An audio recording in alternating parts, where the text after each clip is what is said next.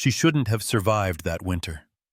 A young widow, hands torn and bleeding, dragging logs through snow deeper than her knees, her breath a ghost against the Montana wind. The storm had already taken her husband, her home, and almost her will to keep going. But just when the cold was about to win, a rider appeared from the ridge, battered hat, frost in his beard, eyes hollowed by grief. He didn't come with promises or pity, only a hammer, a rope, and quiet faith. What followed wasn't just the building of a cabin. It was the rebuilding of two broken souls. In a world where mercy felt like it had frozen over, they found warmth in the only place it still burned, in each other, and in the God who never truly left. This isn't just a story about wood and nails. It's about redemption, grace, and the miracles that happen when two lost hearts decide to stand again. Before we begin, tell me, where are you listening from? Drop your city or country in the comments below. And if you believe God still builds miracles through ordinary hands, hit that subscribe button. Because what you're about to hear might just be the reminder your heart's been waiting for. The wind moved like a living thing through the pines of Aspen Creek, cold, deliberate, and full of secrets. Below the ridge, a woman worked alone among piles of timber. From a distance, she looked small against the sweep of the Montana wilderness, a single figure carving out defiance in a world that didn't care whether she survived or not. Olivia Bennett tightened her grip on the rough bark of a fallen log, muscles straining as she dragged it toward the skeleton of her half-built cabin. She was 28, with the look of someone who had forgotten the luxury of softness. Her frame was slender but sinewed, hardened by weeks of labor. Stray strands of chestnut hair slipped from a braid that reached halfway down her back.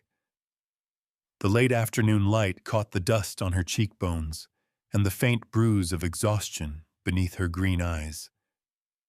Her hands, raw, blistered, determined, spoke more clearly than words ever could. They told of a woman who no longer waited for rescue. Up on the ridge, Daniel Walker reined in his horse, a dun-colored gelding with frost clinging to its mane. He had been coming here every morning for 2 weeks, riding before dawn, watching the same woman build what no one believed she could. The world below him felt both familiar and foreign. Every hammer strike echoed against memories he had buried deep.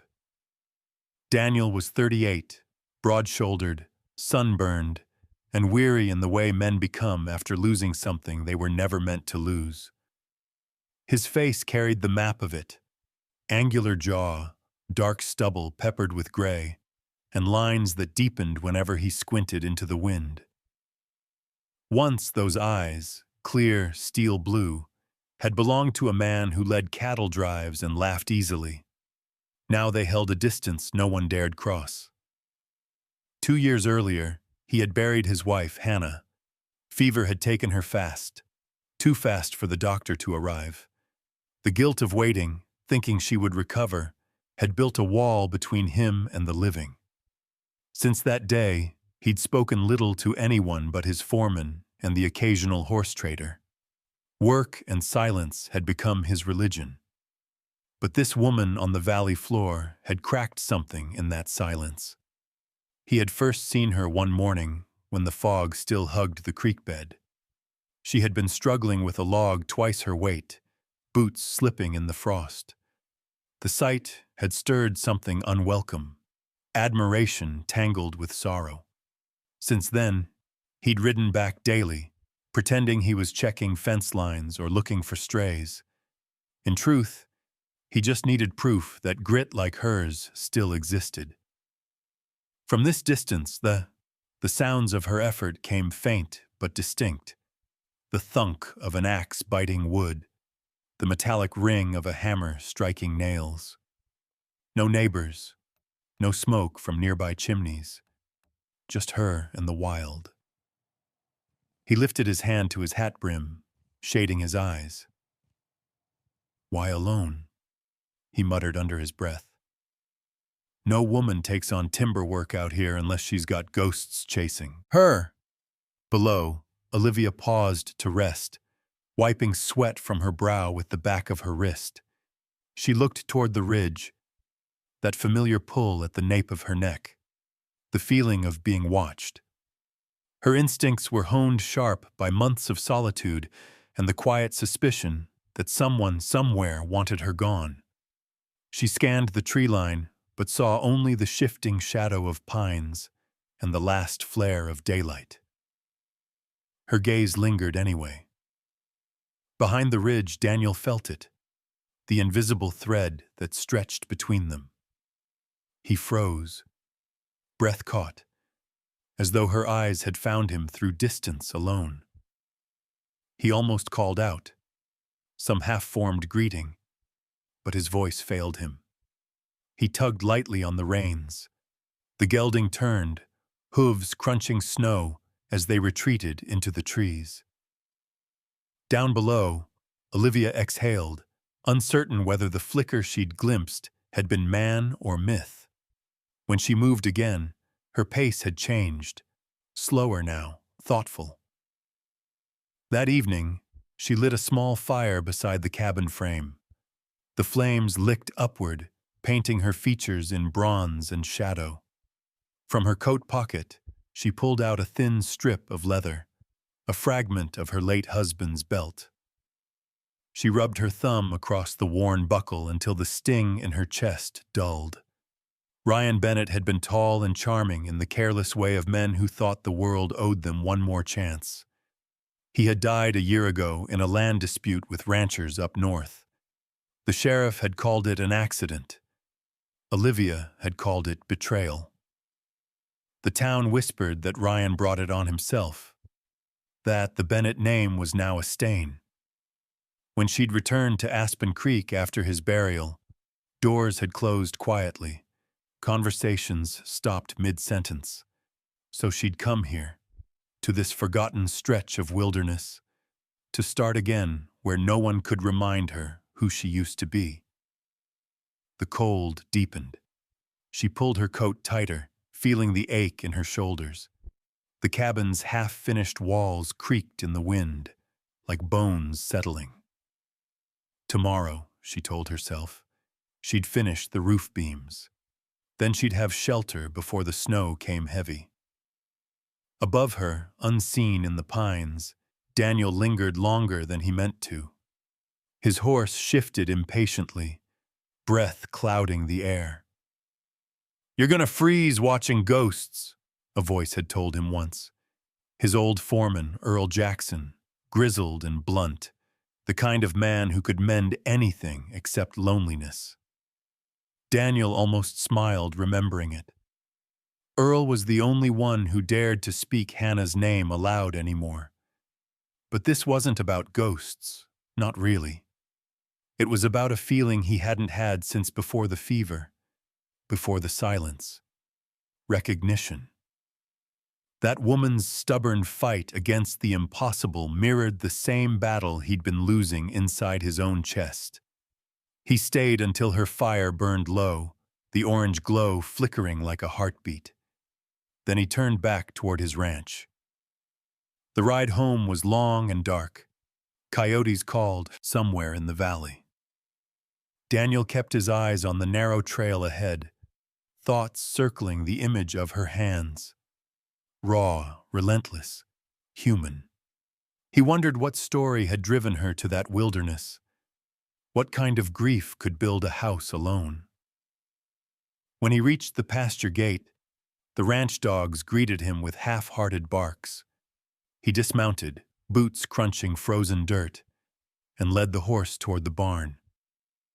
Inside, the lamplight spilled across worn saddles and stacks of hay. Earl was there, oiling a bridle. Short, wiry, with hair white as frost, he glanced up without pausing his work. "Late night," he said. "Had fences to check." Daniel's voice was hoarse from disuse. Earl grunted. Fence has been fine all week. Daniel didn't answer. The older man studied him for a long moment, then shook his head with a half-smile. You keep looking out that way, son. You're gonna find more than broken rails. Daniel brushed past him, setting the saddle down. Good night, Earl. In his cabin, the air smelled faintly of smoke and memory. On the mantel sat a framed photograph, Hannah in a summer dress, her smile wide enough to break hearts. Dust had gathered on the glass. He wiped it clean with his sleeve, then stared at it until the ache behind his eyes became unbearable. Still watchin', he murmured, just not sure what for anymore. Outside, snow began to fall in delicate flakes, softening the sharp edges of the world. Somewhere beyond the ridge, Olivia's fire went out, leaving only the faint scent of pine and ash. For both of them, the night pressed close, two strangers separated by distance and past mistakes, yet tethered by something neither could name. Tomorrow, he promised himself, he'd ride by again. Maybe closer this time. Maybe just enough to speak. But for now, Daniel Walker, the widower, the watcher, the man who had forgotten how to live, let the storm take the sky, and rode the last mile home under a silence that felt almost like prayer. The first flake landed on Olivia's sleeve just after dusk. By the time she looked up, the mountains had disappeared behind a wall of white. The air grew heavy, pressing against her lungs, and the wind began to scream through the trees like something alive. She dropped her hammer, wiped her forehead with her sleeve, and cursed under her breath. The half-built cabin stood exposed, no proper roof, no sealed joints. Every nail seemed to mock her. She grabbed a strip of canvas and tried to secure it over the open beams, but the wind tore it loose, whipping it like a flag of surrender. The storm was early, too early. She struggled to tie a corner of the canvas to the log frame, her fingers stiff from the cold. Then came the sound. Hooves, faint at first, then closer, heavier, steady against the snow-crusted ground. She froze, one hand still gripping the rope. Through the blur of snowfall, a figure appeared, tall, broad, wrapped in a dark oilskin coat.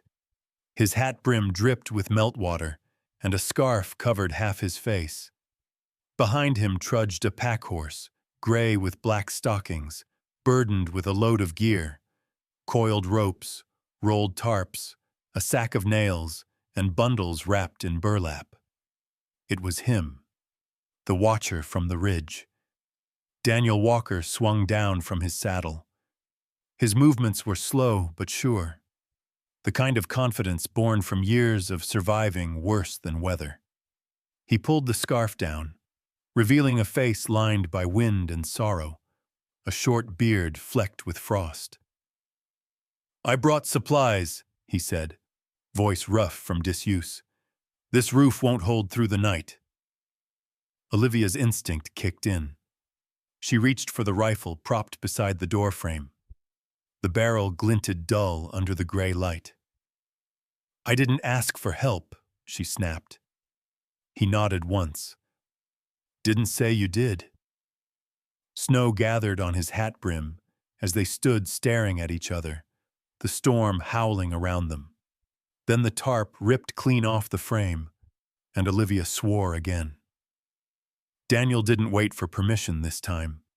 He pulled off his gloves, grabbed the torn canvas, and climbed the ladder as if the matter had been decided. She leveled the rifle anyway.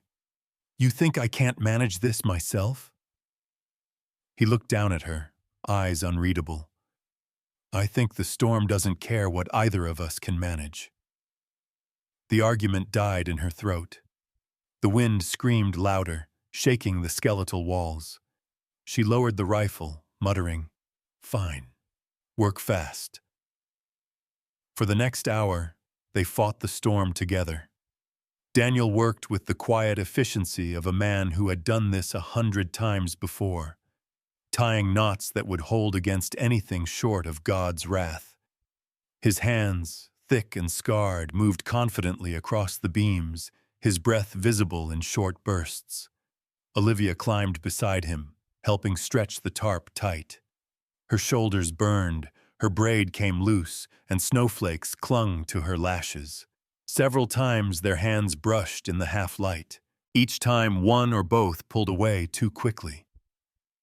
When the last corner was secured, they stood side by side on the half-frozen ground, staring at the trembling structure. The wind banged at the canvas, but failed to tear it down. "It'll hold," Daniel said quietly. She turned toward him, studying the stranger up close for the first time. His face was weathered, skin browned by years in the sun, the faint scar near his jaw catching what little light remained. His eyes were the color of iron under frost, cold, steady, and impossibly tired. "Why?" she asked. He frowned. "Why what? Why come here? Why help me?" He took a moment, brushing snow from his sleeve. "Neighborly sense," he said finally. "Storm like this'll rip the plains clean. Figured you could use an extra set of hands." She didn't believe him entirely. No one in Aspen Creek did something for nothing. But his tone carried no agenda, only fatigue and something else she couldn't quite name. They worked in silence again, checking the lines, stacking the firewood. Daniel unloaded the last of his supplies, a bundle of dried beef, 2 candles, and a tin of coffee sealed with wax. "Storm'll trap you a couple of days," he said, setting the tin on the table. "You'll need this more than I do." "I said I don't need charity," she muttered. "Not charity," he replied. "Common sense." Night fell like a curtain. Snow thickened, drumming against the tarp roof. Inside the cabin, the air smelled of pine sap and smoke. Daniel knelt near the small stove, feeding it carefully. Olivia sat across from him, arms wrapped around her knees. The firelight softened his face, revealing the deep creases at the corners of his eyes. He looked older than 38, though the strength in his posture betrayed a man still capable of hard labor. Outside, the world roared, but inside was stillness. Neither spoke for a long while. Finally, Daniel broke the silence. "You built this yourself?" She nodded. "Every piece." He gave a small, approving grunt. "Not many could." "Not many tried," she said. That almost drew a smile from him. Almost. The storm battered the walls through the night, testing every joint and seam. But the structure held. They took turns tending the fire, speaking little, listening to the wind beat and wail. At one point, a log shifted, making the whole frame groan. Olivia tensed, but Daniel laid a hand against the beam and murmured, "She'll stand. You did good work." Something in his tone, gentle, sincere, made her chest ache in a way she hadn't expected. By dawn, the storm had lost its fury. The sky outside glowed faint pink. Daniel stepped out first, brushing snow from his hat, surveying the damage. The tarp had survived. The cabin stood. He turned to find Olivia watching him from the doorway, her eyes tired but fierce. "Guess your neighborly sense paid off," she said. He tipped his hat slightly. "Guess it did." Then, without another word, he mounted his horse and rode back toward the ridge, disappearing into the pines as the morning light broke through the clouds. That Sunday, The small town of Cedar Ridge gathered at the white church perched above the valley. The storm had left drifts knee-deep along the fence line, but the congregation came anyway, boots muddy, coats steaming as they crowded the wooden pews. Olivia arrived late, snow still in her hair.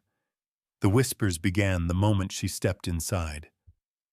"Built a cabin alone," someone murmured. "Heard she had help last night," another replied. "From who?" "From him, Walker." The voices spread like fire. Near the front sat Evelyn Whitaker, the town's self-appointed matriarch, a woman in her late 50s with silver hair coiled tightly at her neck, sharp blue eyes that missed nothing, and a mouth forever poised between a smile and a sneer. She wore black gloves even indoors, as though purity might be caught through touch. Leaning toward her husband, she whispered loudly enough for others to hear, "Some women can't seem to live without a man's company, even in a snowstorm." Olivia felt every eye on her back, but kept her chin high. She slid into the last empty seat in the front row, ignoring the murmurs that rippled behind her.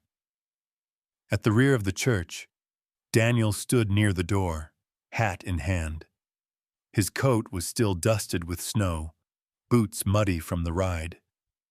He met her eyes across the aisle, just a brief glance, steady and wordless, and tipped his hat in quiet greeting. That single gesture silenced the room more effectively than any sermon. The days after the storm dawned clear and brittle, the kind of cold that bit straight through wool and bone. The valley glittered under a thin crust of frost, and smoke curled faintly from the few scattered homesteads still standing after winter's fury. For Olivia Bennett, morning began the same way it always did, with the sound of an axe splitting wood and the ache in her shoulders that never fully went away. The cabin had survived the storm, but survived wasn't the same as finished. The tarp roof flapped like a wounded bird, and the walls still leaned unevenly where frost had warped the lower logs. She was checking the joists when the rhythmic crunch of hooves broke the silence. Turning, she saw Daniel Walker riding down the slope, sunlight glinting off the metal clasp on his saddlebag. He rode with the posture of a man who didn't need to prove anything, upright, calm, yet always alert. His coat, patched and sun-faded, looked older than he was. When he dismounted, the horse nudged his shoulder affectionately. "You're early," Olivia said, wiping her hands on her trousers. "Didn't sleep much," he answered. His voice was as rough as the terrain around them. "Thought I'd make myself useful." She crossed her arms. "You already were." He looked at the cabin, expression unreadable. "You'll need more than one pair of hands to finish that roof. Figure I might as well earn the sermon I got for standing next to you on Sunday." She raised an eyebrow. "They're still talking?" He chuckled dryly. "In this town, talking's the only winter sport most folks can afford." That earned him a reluctant smile. Daniel pulled a small chisel from his saddlebag and tapped it against the nearest log. "You're notching wrong here," he said, kneeling. "See how the grain twists? You cut with it, not against. Otherwise, the joint won't hold through spring thaw." Olivia crouched beside him, brow furrowed. "You're assuming I know what I'm doing wrong." "That's why I'm here," he replied simply. And just like that, the rhythm began. They worked side by side through the short daylight hours, Daniel showing her how to read the grain, how to align beams with the sun so the wood would dry evenly. He taught without pride, his tone quiet but firm, every instruction born of long habit. She followed quickly, matching his precision with determination. When they lifted the heavier logs, he took the brunt of the weight, but never treated her like she was fragile. He'd glance over to see her face flushed from effort, hair tangled with sawdust, and something in his chest, something he'd thought dead, stirred awake. Around noon, they stopped for coffee brewed black and bitter over the fire. The smell mixed with pine resin and melting snow. Daniel watched her as she ate. "You ever build anything before this?" "Not unless you count fences." He nodded slowly. "Then you're braver than most." "Brave?" she huffed. "More like stubborn." "Same difference," he said. That evening, after they'd secured the crossbeams, Daniel stayed for supper. The meal was plain: beans, cornbread, and a strip of dried venison, but the quiet between them had softened. The firelight flickered against the raw walls, painting them in shades of gold. For the first time, Olivia let herself ask, "What happened to your wife?" He hesitated, eyes fixed on the fire. "Fever took her 2 years ago. I thought she'd pull through, so I waited too long to fetch the doctor. My waiting cost her." There was no tremor in his voice, but the weight of it was palpable. "I'm sorry," she said quietly. He nodded, jaw tightening. "You don't need to be." Silence stretched for several heartbeats before he asked, "And you? What drove you out here?" Olivia stared into the flames. "My husband, Ryan. He was shot last winter in a range dispute. Wrong place, wrong man to cross. Sheriff called it self-defense. The town called it his fault." She exhaled sharply. "They called me trouble after that. Said a decent woman would have left with her family's name still intact." Daniel looked at her then, really looked. "You're not trouble," he said. "You're just the only one still fighting." Her throat tightened. "You don't know me." "I know enough." The next morning, frost had settled thick as powdered glass. Olivia woke early to fetch water from the creek, only to freeze mid-step. The woodpile beside the cabin was half gone. Her breath caught. She scanned the ground. Tracks, messy but fresh, leading west toward the ridge. Her supply of winter logs was already low. Without them, she'd have no heat, no cooking fire, nothing. Panic threatened to swallow her, but she steadied herself. Daniel arrived minutes later, riding hard. One look at the empty woodpile and he dismounted instantly. "Thieves?" She nodded. "Sometime during the night." He crouched beside the tracks, fingertips brushing the snow. 3 sets of prints, boots worn thin, spaced wide apart. Drifters, maybe. Camp can't be far. Olivia crossed her arms. "You can't just go after them." "Watch me."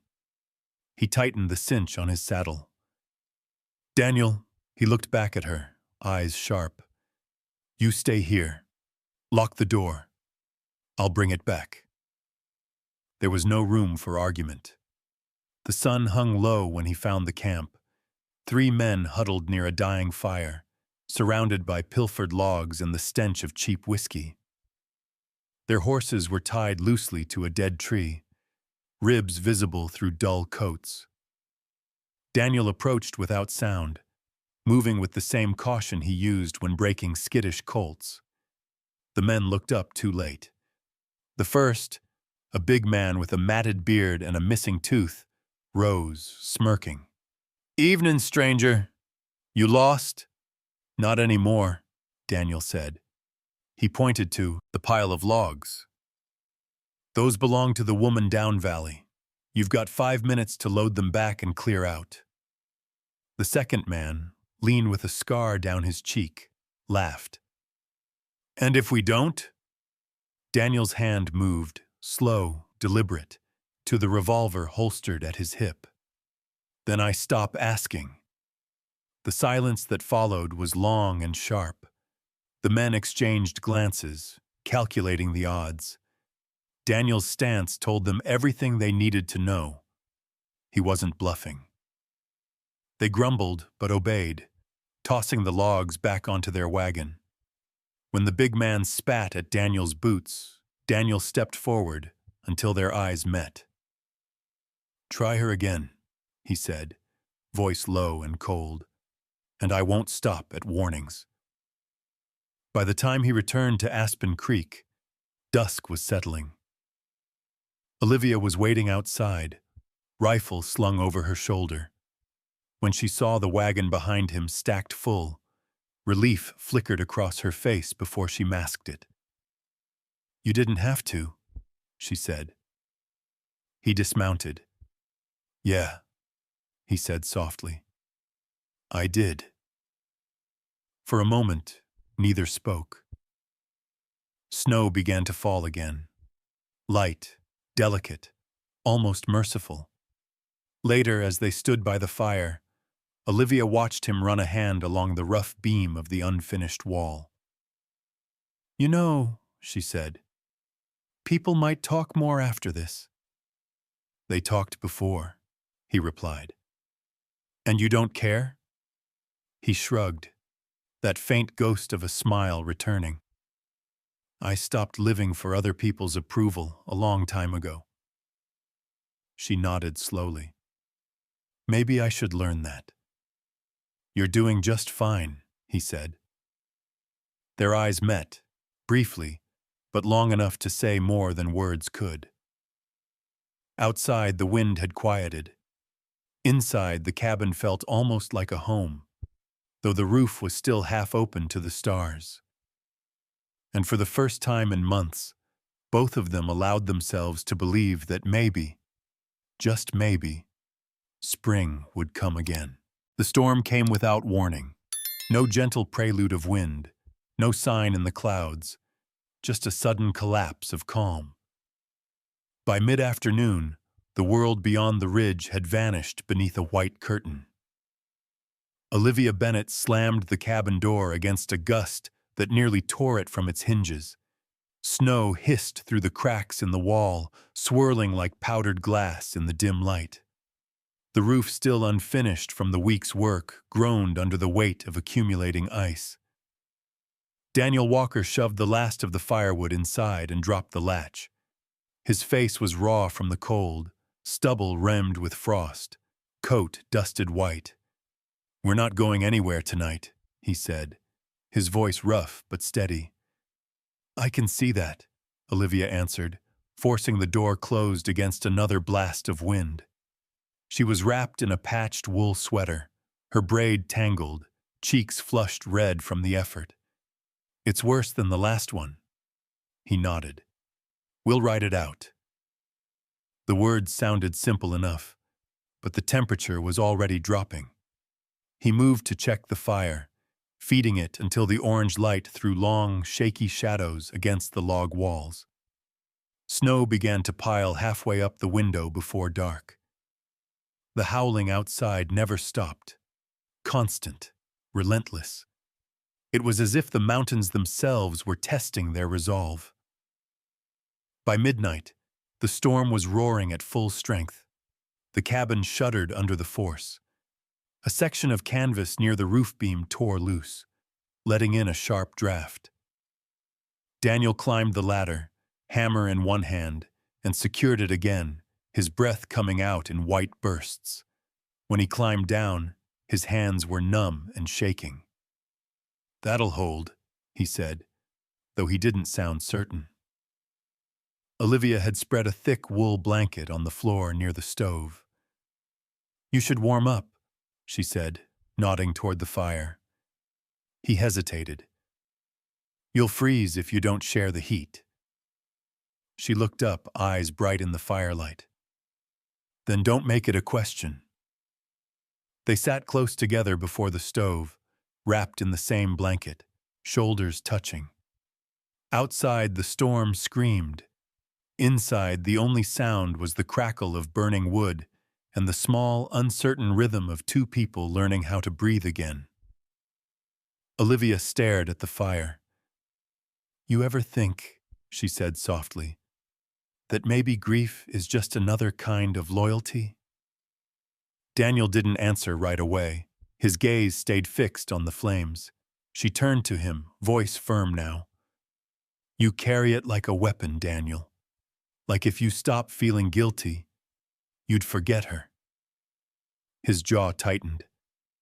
You don't know what you're talking about. I know what guilt looks like, she said. I see it every time I look in the mirror. He exhaled slowly, shoulders slumping. The fight drained from his eyes. When Hannah got sick, I thought she'd get better. She always did. I waited too long. By the time I rode for the doctor, she was burning up, couldn't even speak. He rubbed his palms together, the movement restless. She died before dawn, and I was still waiting for help that never came. The words hung heavy in the air. Olivia reached for another log, set it on the fire, and said quietly, That's not betrayal. That's human. He looked at her then, really looked. You think grief just ends? No, she said, shaking her head. But it changes, if you let it. They sat in silence for a while. The blanket slipped from her shoulders, and Daniel moved instinctively, tucking it around her again. His fingers brushed her arm, rough skin against warmth, and she didn't pull away. The fire crackled louder, filling the room with shifting amber light. Olivia spoke again, her voice barely above a whisper. Pain doesn't make you faithful, Daniel. Living does. Something in him cracked open. His guilt, the wall he'd built from 2 years of silence, fractured under the weight of her words. He reached out, hesitated, then cupped her face gently, thumb tracing the line of her jaw. Olivia. She met his gaze, steady and unflinching. He leaned forward, and their lips met, tentative at first, then trembling. The kiss neither desperate nor practiced, but born from survival itself. The storm outside raged, but for that moment, the noise faded into nothing. When they pulled apart, both were breathing hard, their faces inches apart. Olivia whispered, You don't have to keep punishing yourself.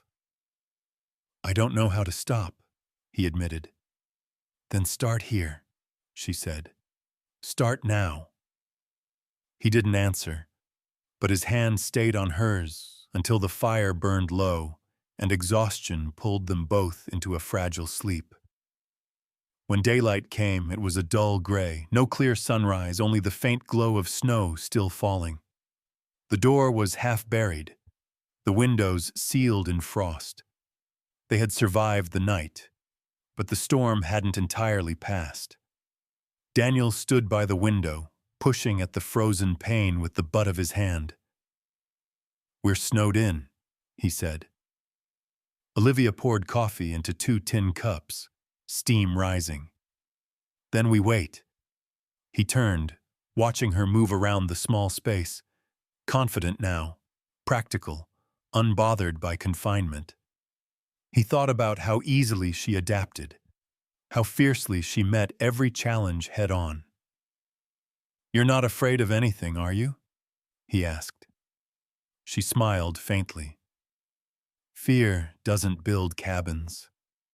He chuckled under his breath, but the moment didn't last. 2 days later, when the snow finally stopped, the world outside looked different, brighter, but also more fragile. The trees bowed low, their branches heavy with ice.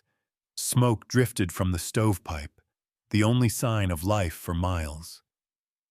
Daniel saddled his horse, the leather stiff from the cold. Olivia stood by the doorway, arms folded. You don't have to go into town right away, she said. He nodded. I should check the herds. And he hesitated. The council's meeting today. Olivia's eyes flickered with worry. They'll be talking about us. Let them, he said, though his tone betrayed doubt. She studied him for a moment. Daniel, whatever they say, just don't hide again. He met her gaze and managed a small smile. I won't. At Cedar Ridge's town hall, the meeting room buzzed with murmurs. Locals crowded in, the same faces that filled the pews each Sunday. Evelyn Whitaker, immaculate as ever in her tailored black coat and pearl earrings, stood near the front, her expression sharpened by satisfaction. Her pale hands gripped a folded piece of paper like a verdict already written. When Daniel entered, the noise died. Evelyn's voice carried, sweet and cold. Mr. Walker, perhaps you can explain why you've been spending your days and nights at Miss Bennet's cabin. Murmurs rippled through the crowd. Daniel's pulse hammered. He opened his mouth, but words stuck in his throat. He thought of Olivia's courage, her laughter, her defiance, and then of Hannah, her final breath, his silence that night. And once again, silence claimed him. Evelyn's smile widened just slightly. No answer? I see. The whispers grew louder, malicious and eager. Daniel lowered his head. It's not what you think, he said at last, but his voice barely carried. The damage was done. Back in the cabin, Olivia stoked the fire and listened to the wind outside, unaware of the scene unfolding in town. The warmth on her face was nothing compared to the cold that would follow when she heard what had happened. That the man who'd kissed her beneath a storm had failed to speak when it mattered most. The letter arrived with the morning frost. Olivia Bennet found it nailed to the cabin door, the paper stiff from cold, the ink already bleeding from melted snow. At the top, in tidy black print, was the seal of Cedar Ridge County. Beneath it, in the jagged handwriting of Cole Ramsey, the words were simple and merciless. Notice of claim, occupancy incomplete, debts outstanding under Ryan Bennett, property to be reviewed for repossession. She stood there for a long time, the words blurring as the wind tugged at the page. Then she ripped it free, crushed it in her bleeding hand, and went back to the saw table. Her glove slipped halfway through a cut, the saw teeth biting her palm. Blood welled instantly, red against white snow. She wrapped it in a strip of cloth, jaw clenched, and kept cutting. She had no intention of losing what she'd built, not to a man like Cole Ramsey. Cole rode into town that same morning with the confidence of someone who'd never once been told no. He was in his 40s, thick around the shoulders, with a neatly trimmed mustache and the permanent tan of a rancher who spent just enough time outside to look hard-working, but never enough to sweat. His dark coat was too fine for the mud-spattered streets of Cedar Ridge, his boots polished, his hat spotless. People said he smiled with his mouth, not his eyes. They weren't wrong. Cole had inherited Ramsey cattle and land, the largest property north of the creek, from a father who'd built an empire on fear and unpaid debts. Cole learned well. He'd turned that inheritance into dominance, not through work, but through paperwork. He bought, filed, claimed, and seized until his name hung over half the valley like a winter cloud. To him, Olivia's land wasn't about the soil. It was about winning. She's alone, he told the clerk at the county office, leaning on the counter. No husband, no witnesses, unfinished cabin. That's abandonment under Section 42. Her claims invalid. The clerk, a thin man named Willoughby with ink-stained fingers, hesitated. Mr. Ramsey, the paperwork shows she's residing there now. Not legally, Cole interrupted. tapping the folded papers in his hand. No finished roof, no formal address, unpaid debt from her late husband. You want me to draw you a picture? Willoughby swallowed hard. You'll need the council's review. Cole smiled that slow, snake-like smile. Then we'll give them a show. Back at the Walker Ranch, Daniel sat at the kitchen table, a bottle of rye half empty beside him. The light through the window fell across his unshaven face, catching the deep shadows under his eyes. He'd been awake most of the night, half thinking, half drinking, mostly running from both. He hadn't seen Olivia since the meeting at town hall, since his silence had cut her deeper than any storm could. The guilt of it crawled beneath his skin, but instead of facing it, he'd drowned it. The door creaked open. Earl Jackson stepped in, boots stamping snow from the threshold. Earl was 60, weather-beaten, and built like an old oak that had learned to bend but not break. His beard was silver now, his eyes a stormy gray that could pin a man to the truth faster than any sermon. He'd worked Daniel's ranch long before Hannah died, and long after, because he refused to let the younger man ruin himself entirely. He looked at the bottle first, then at Daniel. "Morning, boss," he said flatly. "Or what's left of it." Daniel rubbed his temples. "Not now, Earl." "Yeah," Earl said, crossing his arms. "That's what you said yesterday, and the day before. You keep saying not now. You're gonna run out of tomorrows." Daniel exhaled, slow. "You want something?" "Yeah." Earl stepped closer. "I want you to stop sitting here acting like life's over when it ain't. You keep picking the grave over the world." Daniel's jaw tightened. "Don't." "I will," Earl shot back. "Because somebody's gotta.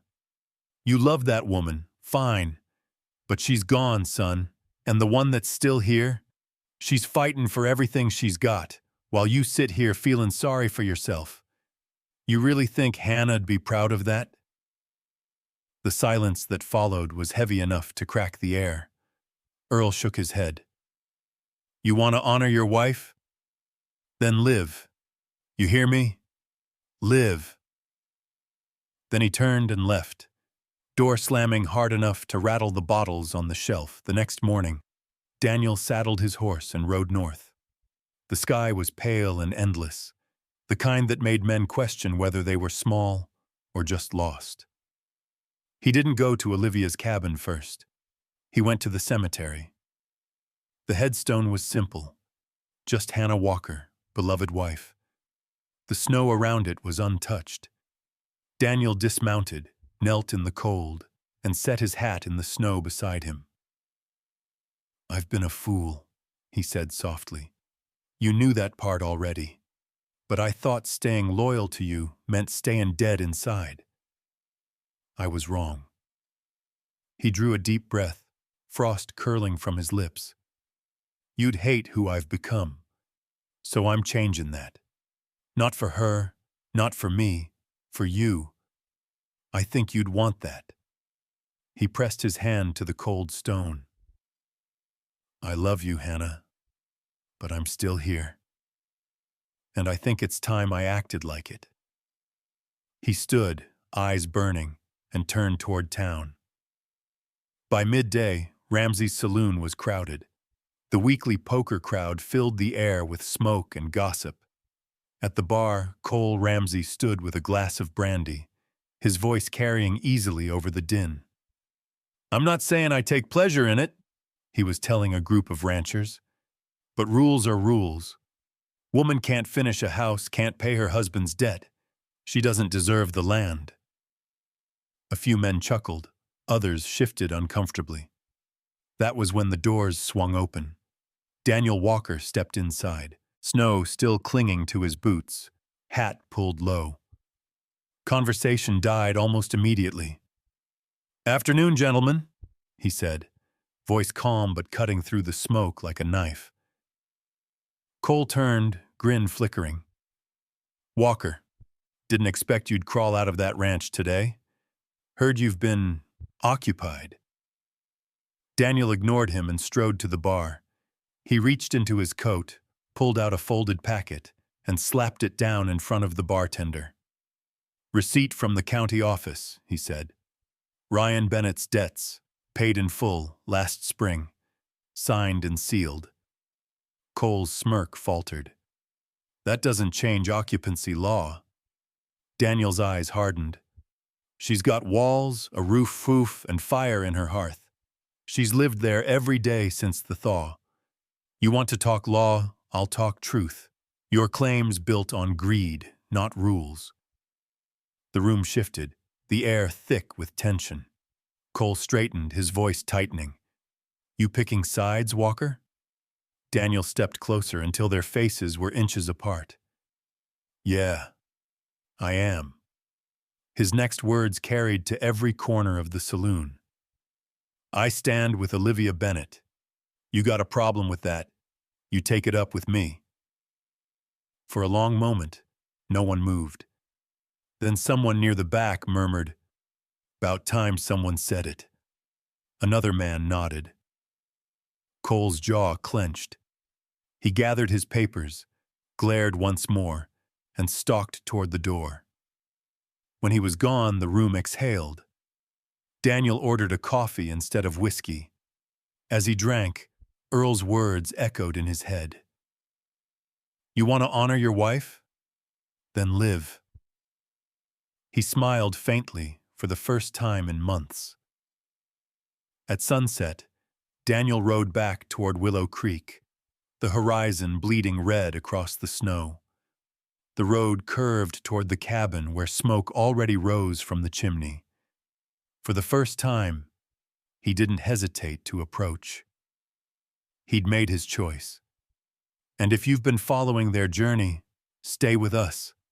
Because the next storm they'll face won't come from the sky, but from the hearts of the people around them. Dawn came soft and gold over Aspen Creek, the first light of spring slicing through the remnants of winter's frost. The valley was quiet, except for the distant creak of saddle leather and the rhythmic sound of hooves approaching from the east. Olivia Bennett stepped out of the cabin, rubbing the sleep from her eyes. The snow had melted in patches, leaving the earth damp and rich. Her hands were still raw from the saw work, the bandages spotted with faded red. When she saw the dust cloud rising along the ridge, her breath caught, not from fear this time, but disbelief. Daniel Walker rode at the head of the group, 10 riders in all, each man carrying tools, not rifles. The morning light hit the metal heads of their hammers and shone like promise. He dismounted first. His coat was dusty, his face shadowed by a night without sleep, but his eyes were alive again, sharper than she remembered. "We've got work to finish," he said simply. Behind him came the others. Hank Miller, the town blacksmith, broad-shouldered, soot-stained, with forearms like carved oak and a grin that could split stone. His voice was rough but warm. "Heard you're short a few hands, ma'am. Thought I'd bring mine." Next was Luke Avery, a 20-something farmhand with sunburnt skin and a freckled nose, his brown hair sticking up under a too large hat. He rode a mule that looked as stubborn as its owner. "Never built a roof before," he said cheerfully, "but I'm good at falling off things, so I figure that's close." A few more followed, ranchers, drifters, and even Reverend Simon Reed, a tall, thin man with a weather-beaten Bible tucked under one arm.